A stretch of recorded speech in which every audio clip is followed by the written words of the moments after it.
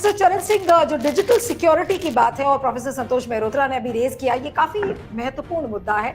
और बार बार लाखों रुपए अगर किसी के बैंक से चले जाएं, और आज होता क्या है, किसी के क्रेडिट कार्ड से किसी ने स्वाइप कर लिया, कुछ पैसे निकाल लिया, आदमी पुलिस स्टेशन दौड़ता रहता है, फिर भी उसके पैसे नहीं मिलते। तो डिजिटल करेंसी या डिजिटल रूपी को लॉन्च करने के पहले आपको नहीं लगता कि आरबीआई को या वित्त मंत्रालय को केंद्र सरकार के साथ बैठकर कम से कम डिजिटल सिक्योरिटी का जो इशू है वो पहले एड्रेस करना चाहिए था, बजाय इसके कि देखिए डिजिटल रुपया हमने लॉन्च कर दिया नाम कमाने के लिए और बाकी देशों की लाइन में खड़े रहने के लिए कि देखिए हम भी एक विकसित देश है, जो प्रोफेसर मेहरोत्रा का पॉइंट था। जी देखिए, मैं इस विचार से हूँ कि बिल्कुल ठीक है, नाम कमाने के लिए तो नहीं हो रहा, क्या अगर हो भी रहा है तो कम से कम एक कदम तो उठाया गया है। अब उसको सेट करेंगे, उसको फिक्स करेंगे।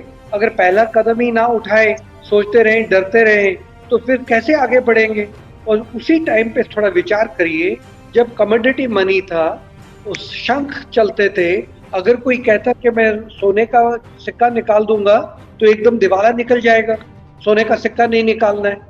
अगर सोने का सिक्का निकालने के बाद कोई कहता रुपया नहीं बनाना है, अरे सोने के सिक्के में पूरा दम है, रुपए तो कागजी है, तो इसका क्या फायदा है। ऐसे इनोवेशन नहीं होती है। इनोवेशन में थोड़ा बहुत रिस्क लेना ही पड़ता है, कुछ आगे चलता है, कुछ पीछे चलता है। ये हमारा देश ही नहीं, चाइना पिछले 4 साल से एक्सपेरिमेंट कर रहा है और अभी उसको लागू करना चाहता है।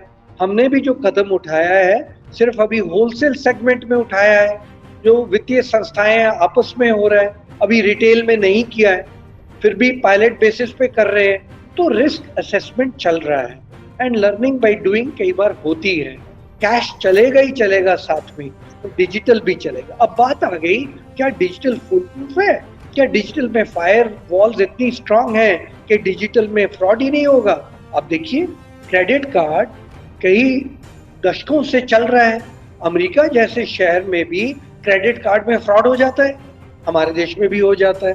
तो फ्रॉड तो दुनिया भर में जितने भी वित्तीय संस्थाएं हैं, जितने बैंक हैं, सब अपने आप में ये मन में सोच के चलते हैं कि 2 या 3% फ्रॉड होना ही होना है, और होता भी है। बाज़ल नॉर्म्स, जिसमें सारे देशों ने अपनी मेहनत करके नॉर्म्स बनाए हैं, उन्होंने भी देखा है कि 2 से 3% फ्रॉड या डिफॉल्ट या नॉन परफॉर्मिंग होना ही होना है। आप नो योर कस्टमर की स्कीम से चलते हैं, कई बार नो योर कस्टमर को जानते जानते भी फ्रॉड हो जाते हैं। तो इसलिए फिजिकल हो या डिजिटल हो, रिस्क तो बना ही रहेगा। थोड़ा बहुत नॉन परफॉर्मिंग आएंगे ही आएंगे। जितने आप इनोवेट होंगे, जो लोग मस्ती कर रहे हैं या गड़बड़ करते हैं, वो भी उससे ज्यादा तेजी से इनोवेट करते ही हैं।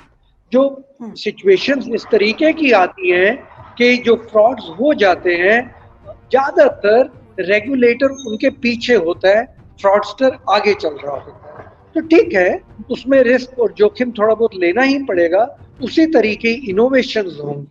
तो ये भी एक इनोवेशन है मेरी राय में करेंसी के मामले में। जहां तक टैक्स टू जीडीपी की रेशियो है, प्रोफेसर मेहरोत्रा डेटा पे इतने स्ट्रांग हैं, इतने लॉजिकल भी हैं, कोई शक नहीं है हमारे देश में टैक्स टू जीडीपी रेशियो उतनी तेजी से नहीं बढ़ रही है।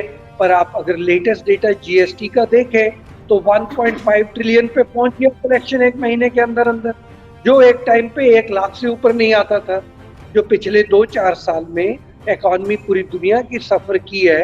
एग्रीकल्चर सेक्टर ने इंडिया में अच्छा रोल प्ले किया है, पर एग्रीकल्चर सेक्टर ज्यादातर एग्जम्प्टेड है टैक्स में से, तो वो रिफ्लेक्ट नहीं कर रहा है टैक्स पे।